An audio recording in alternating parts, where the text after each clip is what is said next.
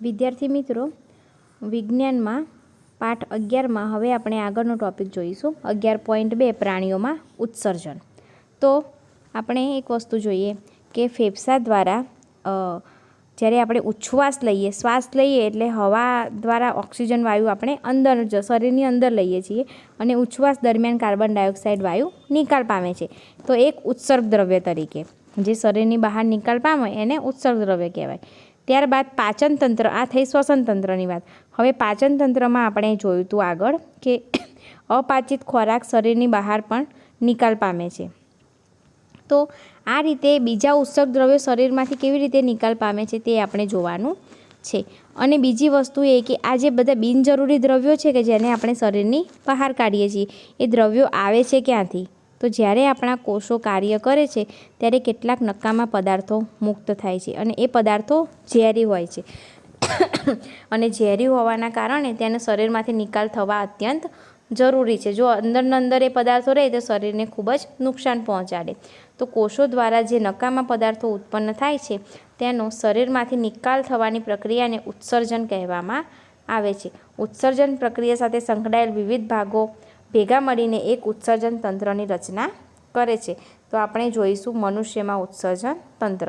તો સૌ પ્રથમ આપણે આકૃતિ જોઈ લઈએ કે મનુષ્યના ઉત્સર્જન તંત્રના ભાગો. તો આકૃતિમાં દર્શાવ્યા પ્રમાણે મૂત્રપિંડ એટલે કે કિડની, પછી મૂત્ર વાહિની, મૂત્રાશય, મૂત્રમાર્ગ અને મૂત્ર છિદ્ર. તો રુધિરમાં રહેલા નકામા પદાર્થોનો શરીરમાંથી નિકાલ થવો અત્યંત જરૂરી છે. તો એ માટે રુધિરના ગાળણની પ્રક્રિયા એટલે કે રુધિરને ગાળવું ખૂબ જ જરૂરી છે. આ રુધિરના ગાળણની પ્રક્રિયા ક્યાં થાય? તો કે કિડનીમાં થાય. તો મૂત્રપિંડની મૂત્રપિંડ એટલે કે કિડની, એની રુધિર કેશિકાઓ દ્વારા આ રુધિરના ગાળણની પ્રક્રિયા થાય છે. જ્યારે રુધિર એ કિડની સુધી પહોંચે છે ત્યારે તેમાં રુધિર અહીંયા મૂત્રપિંડ એટલે કે કિડની સુધી પહોંચે છે ત્યારે તેમાં શરીરને ઉપયોગી અને બિનઉપયોગી એટલે કે શરીરને નુકસાન કરતા બંને પ્રકારના પદાર્થો જોવા મળે છે. જે પદાર્થો શરીરને ઉપયોગી છે તેનું રુધિરમાં ફરીથી શોષણ થાય છે અને જે પદાર્થો ઉપયોગી નથી એટલે કે પાણીમાં દ્રાવ્ય નકામો કચરો એ મૂત્ર સ્વરૂપે શરીરની બહાર નિકાલ પામે છે. મૂત્રપિંડમાંથી મૂત્ર એ નળી જેવી મૂત્રવાહિની દ્વારા મૂત્રાશયમાં એકઠું થાય છે અને પછી તેનો શરીરની બહાર નિકાલ થાય છે. આમ જે તમને આકૃતિમાં જે બધા ભાગો દર્શાવેલ છે એ બધા ભાગો ભેગા મળીને એક ઉત્સર્જન તંત્રની રચના કરે છે. એક પુખ્ત વ્યક્તિમાં આશરે 1 થી 1.8 લીટર જેટલું મૂત્ર 24 કલાકમાં નીકળે છે. તેની અંદર 95% પાણી, 2.5% યુરિયા અને 2.5% બીજા નકામા પદાર્થો આવેલા હોય છે. હવે બીજી એક વસ્તુ જોઈએ કે આપણે બધાએ અનુભવ કર્યો હશે ઉનાળાની ઋતુમાં કે આપણને પરસેવો થાય છે અને પરસેવામાં શું હોય તો કે પાણી અને ક્ષાર હોય. બીજી એક વસ્તુ કે આપણા કપડાં હોય છે એના પર પણ સફેદ ધબ્બા જોવા મળે છે. તો એ ધબ્બા શેના હોય છે કે જે આપણને પરસેવો વળે છે, પરસેવાની અંદર ક્ષાર હોય છે અને ક્ષારના કારણે કપડા ઉપર સફેદ ધબ્બા જોવા મળે છે. હવે પ્રાણીઓમાં જે નકામા રસાયણો શરીરમાંથી નીકળવાની પ્રક્રિયા પાણીની માત્રા પર અવલંબે છે. પાણીની માત્રા કેટલી છે? હવે પાણીમાં રહેતા પ્રાણીઓ એટલે કે જળચર પ્રાણીઓ જેવા કે માછલી છે, માછલીઓ એ કોષોનો કચરો એમોનિયા સ્વરૂપે ઉત્સર્જે છે એટલે કે શરીરની બહાર નીકળે છે જે સીધો જ પાણીમાં ઓગળી જાય છે. આ થઈ પાણીમાં રહેતા સજીવોની વાત. હવે આપણે જોઈએ કે જે સજીવો એટલે કે પ્રાણીઓ જમીન ઉપર વસે છે એને ભૂચર કહેવાય. તો એવા પક્ષીઓ અને પ્રાણીઓ જેવા કે ગરોળી એ સફેદ રંગનો પદાર્થ ઉત્સર્જે છે, એ યુરિક એસિડ હોય છે. અને મનુષ્યમાં મહદઅંશે ઉત્સર્ગ દ્રવ્ય તરીકે યુરિયા આપણને જોવા મળે છે. હવે કિડનીની વાત કરીએ આપણે કે કેટલીક વાર મનુષ્યમાં કિડની એ ચેપ કે ઈજાને કારણે કામ કરતી બંધ થઈ જાય છે. આપણે ઘણીવાર કોઈને કહેતા સાંભળ્યું હશે કે જે તે વ્યક્તિની કિડની ખરાબ થઈ ગઈ અથવા એક જ કિડની ઉપર જીવે છે. તો તેની નિષ્ફળતાને કારણે રુધિરમાં એક નકામો કચરો ભેગો થાય છે. જ્યાં સુધી આવી વ્યક્તિમાં કે જેની કિડની ખરાબ થઈ ગઈ છે એવી વ્યક્તિમાં રુધિરને સમયાંતરે એટલે કે અમુક અંતરે કૃત્રિમ કિડની દ્વારા ગાળવામાં આવે ત્યાં સુધી આ વ્યક્તિ જીવિત રહી શકે છે અને આ પ્રક્રિયાને ડાયાલિસિસ કહેવામાં આવે છે. હવે આગળ જોઈશું આપણે પ્રાણીઓમાં ઉત્સર્જન જોયું. હવે આપણે આગળ જોઈશું વનસ્પતિમાં ઘટકોનું વહન. હવે આપણે પ્રકરણ 1માં શીખી ગયા કે વનસ્પતિ જમીનમાંથી પાણી અને પોષક તત્વોનું શોષણ કરે છે અને પર્ણો સુધી વહન કરે છે, એટલે કે પર્ણો સુધી એ પોષક તત્વો અને પાણી પહોંચાડે છે. પ્રકાશ સંશ્લેષણની ક્રિયા દ્વારા પર્ણો એ કાર્બન ડાયોક્સાઇડ અને પાણીનો તથા સૂર્યપ્રકાશનો ઉપયોગ કરીને ખોરાક બનાવે છે. હવે ખોરાક એ ઉર્જાનો સ્ત્રોત છે અને દરેક કોષ એક ગ્લુકોઝના તૂટવાથી, એટલે કે ખોરાકની અંદર ગ્લુકોઝ રહેલો હોય અને એના તૂટવાથી ઉર્જા પ્રાપ્ત કરે છે, કોઈ પણ કોષ હોય. અને આ કોષ એ જે ઉર્જા પ્રાપ્ત થાય એનો ઉપયોગ વિવિધ ક્રિયાઓ, જૈવિક ક્રિયાઓ કરવા માટે કરે છે. આથી સજીવના દરેક કોષ પાસે ખોરાકનો જથ્થો હોવો જરૂરી છે. આપણે આગળ કોષીય શ્વસનમાં શીખી ગયા છીએ આ વસ્તુ. હવે આપણે જોઈશું પાણી અને ખનિજ તત્વોનું વહન, કે પાણી અને પોષક તત્વો જમીનમાંથી મૂળ દ્વારા શોષાઈને પર્ણો સુધી કેવી રીતે, મૂળે તો શોષી લીધા જમીનમાંથી, પણ એ પોષક તત્વો પર્ણો સુધી કેવી રીતે પહોંચે છે એ આપણે જોઈશું. તો કે જે વનસ્પતિ છે એ વનસ્પતિ મૂળ દ્વારા પાણી અને ખનિજ ક્ષારનું વહન કરે છે. મૂળ એ મૂળ રોમ ધરાવે છે, તમે આકૃતિમાં જોઈ શકો છો. મૂળ રોમ એ પાણી અને પાણીમાં દ્રાવ્ય, એટલે કે પાણીમાં જે ઓગળેલા છે એ ખનિજ ક્ષારોના શોષણ માટે મૂળની સપાટીમાં વધારો કરે છે. જમીનના કણો વચ્ચે રહેલું પાણી એ મૂળ રોમના સંપર્કમાં હોય છે. મૂળ દ્વારા પાણી એ પર્ણો સુધી કેવી રીતે પહોંચે છે? તો આ પ્રકારનું વનસ્પતિમાં પણ આ પ્રકારનું એક પરિવહન તંત્ર આવેલું હોય છે. તો વનસ્પતિ પાણી અને ખનિજ ક્ષારોના વહન માટે એક પાઇપ જેવી વાહિની ધરાવે છે. વનસ્પતિ પણ એક વાહિની ધરાવે છે, પાઇપ જેવી. આ વાહિનીઓ એ શેની બનેલી હોય છે? તો કે આ વાહિનીઓ એક ચોક્કસ પ્રકારના કોષોની બનેલી હોય છે, કે જેને આપણે વાહક પેશી તરીકે ઓળખીએ છીએ, વાહક પેશી કહીએ છીએ. સજીવોમાં કોષોના સમૂહ એક ચોક્કસ પ્રકારના કાર્ય કરવા માટે એકઠા થાય છે, કે જેને આપણે પેશી કહીએ છીએ. અને પાણી અને ખનિજ ક્ષારોના વહન માટેની વાહક પેશીને જલવાહક પેશી કહેવામાં આવે છે. આ વિદ્યાર્થી મિત્રો, આ વાહક પેશી, પછી પેશી, જલવાહક પેશી, આ વ્યાખ્યા તમને પરીક્ષામાં પૂછાઈ શકે. જલવાહક પેશી એ સળંગ નળીઓનું એક જાળું બનાવે છે. જે આપણે આગળ જોયું કે પાણી અને ખનિજ ક્ષારોના વહન માટેની જે વાહક પેશી છે એને જલવાહક પેશી કહેવાય. અને આ જલવાહક પેશી એક સળંગ નળીઓનું એક જાળું બનાવે છે, જે મૂળથી પ્રકાંડ અને ડાળીઓને સાંકળે છે. આથી પાણીનું વહન સમગ્ર વનસ્પતિમાં આ પેશી દ્વારા જોવા મળે છે. તમે આકૃતિ 11.7b એમાં જોઈ શકો છો.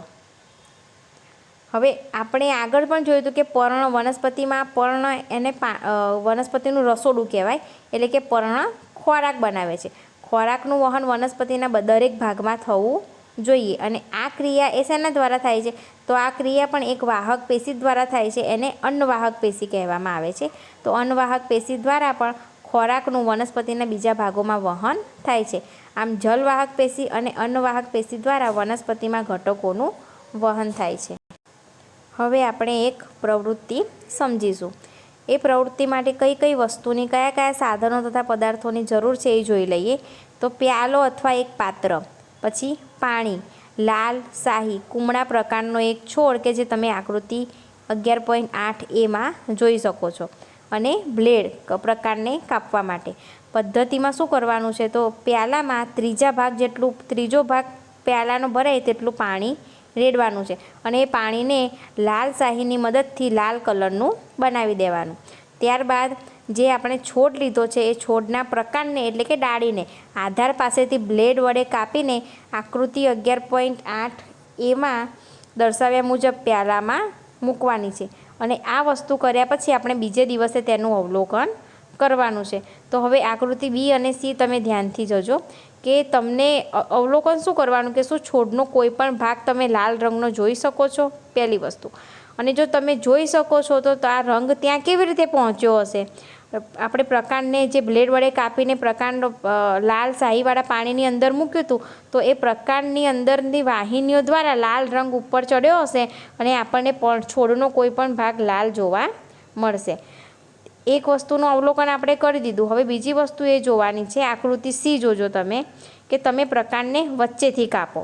જે આપણે બીજા દિવસે અવલોકન કરવા માટે આપણે પ્રકાંડને કાઢી લેવાનું પાત્રમાંથી, એને વચ્ચેથી કાપી દેવાનું, અને પ્રકાંડની અંદર લાલ રંગ જુઓ. અને તમે કાપશો એટલે તમને એની અંદર જે ગોળ ભાગ છે તેની અંદર પણ તમને લાલ રંગ જોવા મળશે.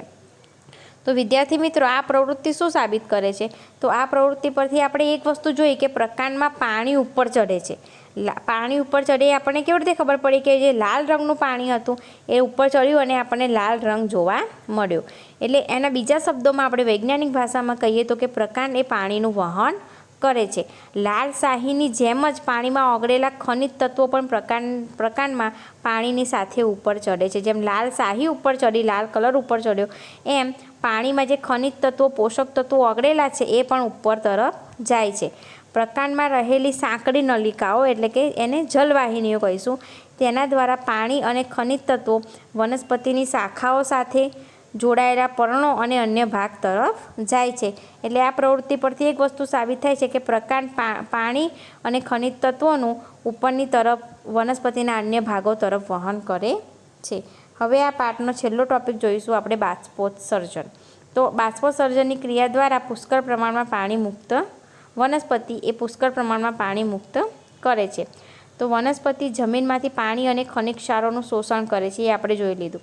હવે આ શોષાયેલું બધું પાણી એ વનસ્પતિ પોતે વાપરતી નથી, એના દ્વારા વપરાતું નથી. તો જે બાષ્પોત્સર્જનની ક્રિયા દ્વારા પર્ણમાં આવેલ પર્ણરંધ્ર, આપણે આગળ જોયું હતું ને કે પર્ણમાં આવેલ નાના નાના છિદ્રો કે જેને આપણે પર્ણરંધ્ર તરીકે ઓળખીએ છીએ. તો બાષ્પોત્સર્જનની ક્રિયા દ્વારા આ પર્ણમાં આવેલ પર્ણરંધ્ર દ્વારા પાણી એ બાષ્પ સ્વરૂપે બહાર નીકળે છે, ટીપા સ્વરૂપે બહાર નીકળે છે. અને પર્ણ દ્વારા પાણીનું બાષ્પીભવન એ ઉત્સ્વેદન ખેંચાણ રચે છે. એનો મતલબ એમ થાય કે જેમ તમે સ્ટ્રો દ્વારા પાણી ચૂસો છો ને, એવી રીતે પાણીનું બાષ્પીભવન થાય છે, જે પાણીને ખૂબ જ ઊંચાઈ સુધી ઊંચા વૃક્ષોમાં પહોંચાડે છે. અને આ પદ્ધતિથી વનસ્પતિ ઠંડક પણ પ્રાપ્ત કરે છે. તો વિદ્યાર્થી મિત્રો, આ પાઠમાં આપણે શું શીખી ગયા એના અમુક પોઈન્ટ જોઈ લઈએ. તો શરૂઆતથી વાત કરીએ તો મોટાભાગના પ્રાણીઓમાં રુધિર વહે છે, જેના દ્વારા શરીરના વિવિધ ભાગોમાં ખોરાક અને ઓક્સિજન એ વિવિધ કોષો સુધી પહોંચે છે. અને ઉત્સર્જન માટે વિવિધ ભાગોમાંથી ઉત્સર્ગ દ્રવ્યો પણ લાવે છે, જે શરીરનો કચરો કહેવાય. રુધિરાભિસરણ તંત્ર એટલે કે પરિવહન તંત્ર એ હૃદય અને રુધિર વાહિનીઓ ધરાવે છે. માણસમાં રુધિર ધમની અને શીરા દ્વારા વહન પામે છે અને હૃદય એ પંપ તરીકે કાર્ય કરે છે. પછી રુધિર એ કઈ કઈ વસ્તુ ધરાવે છે? તો કે રુધિર રસ, પછી શ્વેતકણ WBC, રક્તકણ RBC અને ત્રાક કણિકાઓ પ્લેટલેટ ધરાવે છે.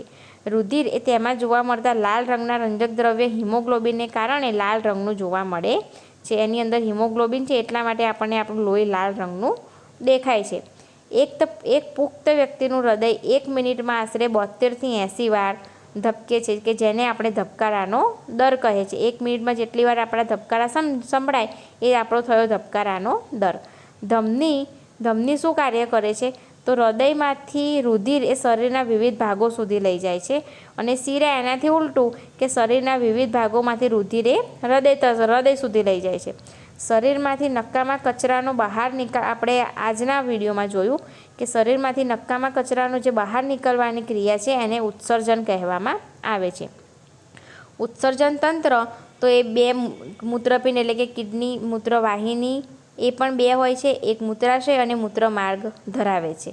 આ થઈ ગયું મનુષ્યનું ઉત્સર્જન તંત્ર. હવે પરસેવા તરીકે ક્ષાર અને યુરિયા એ પાણી સાથે આપણા શરીરની બહાર નિકાલ પામે છે. પછી જળચર પ્રાણીઓની વાત કરીએ તો માછલી એમોનિયા જેવા ઉત્સર્ગ દ્રવ્યોનો નિકાલ કરે છે, કે જે સીધો જ પાણીમાં ઓગળી જાય છે, પાણીમાં દ્રાવ્ય છે. પછી પક્ષીઓ, જીવજંતુ અને ગરોળી એ અર્ધઘન સ્વરૂપે યુરિક એસિડનો ત્યાગ કરે છે. હવે વનસ્પતિની વાત થઈ તો પાણી અને ખનિજ તત્વો જમીનમાંથી કોના દ્વારા? તો કે મૂળ દ્વારા શોષાય છે. વનસ્પતિના બધા જ ભાગોમાં જલવાહક પેશી દ્વારા પાણી સાથે પોષક તત્વો વહન પામે છે.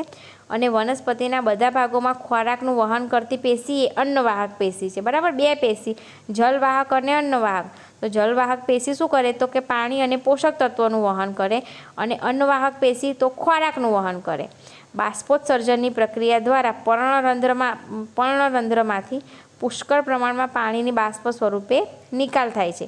અને બાષ્પોત્સર્જન એ એક પ્રકારનું બળ રચે છે, જે જમીનમાંથી મૂળ દ્વારા શોષાયેલ પાણીને ખેંચી લે છે અને પ્રકાંડ તથા પર્ણ સુધી પહોંચાડે છે.